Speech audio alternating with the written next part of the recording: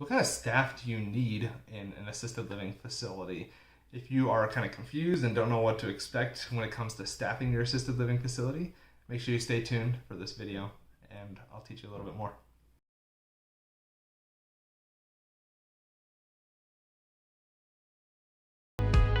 Hey everybody, it's Brandon Gustafson. Welcome back to the channel. Excited to have you here today.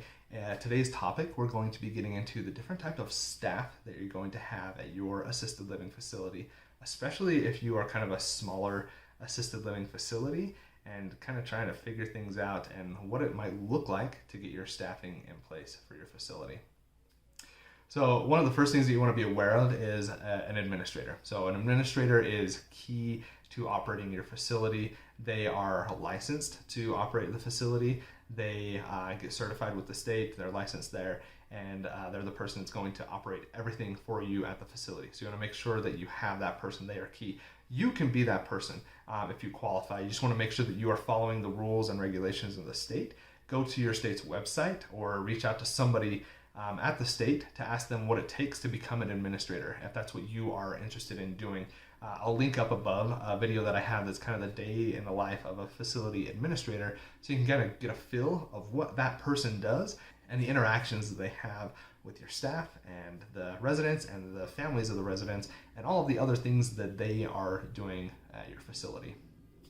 The second person that you might want to be aware of as you're getting into this is like an assistant administrator or a house manager. Now this person is going to kind of be the right hand of your facility administrator. Things that that person can't do or doesn't have time to do, your assistant administrator / house manager is going to be there and help out. A lot of what I like to try to do is have that person take care of some of the things that take a longer or a large amount of time from the administrator. It could be meal planning and groceries, it could be activities, it could be new hires, it could be new admits.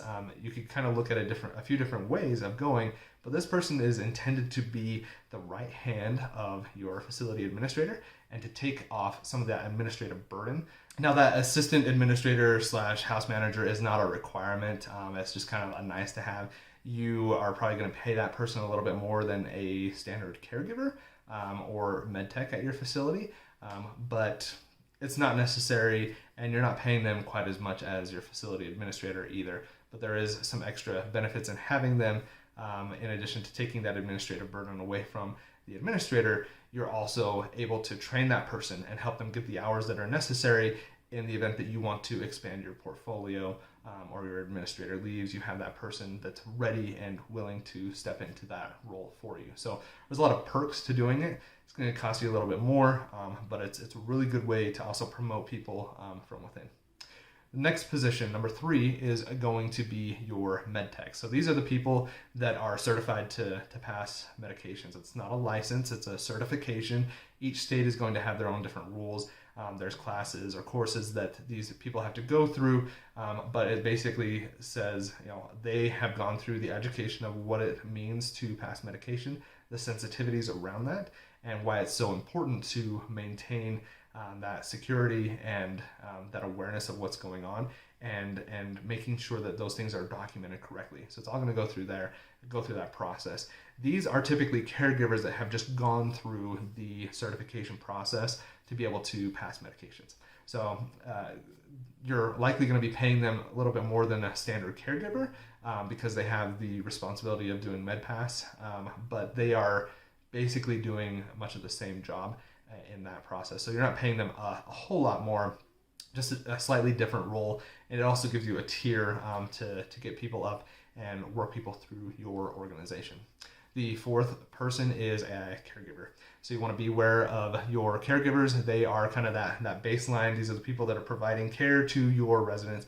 They can do anything except for pass medication. Is the difference between them and a med tech. So that's the big difference there between those two. But they can help out with activities of daily living such as bathing, toileting, dressing, preparing meals, all of those things. The caregiver can help out with those things. You just kind of want to. Those are really core people, your med techs and your caregivers, with slight differences in the education that they have and the certifications that they have.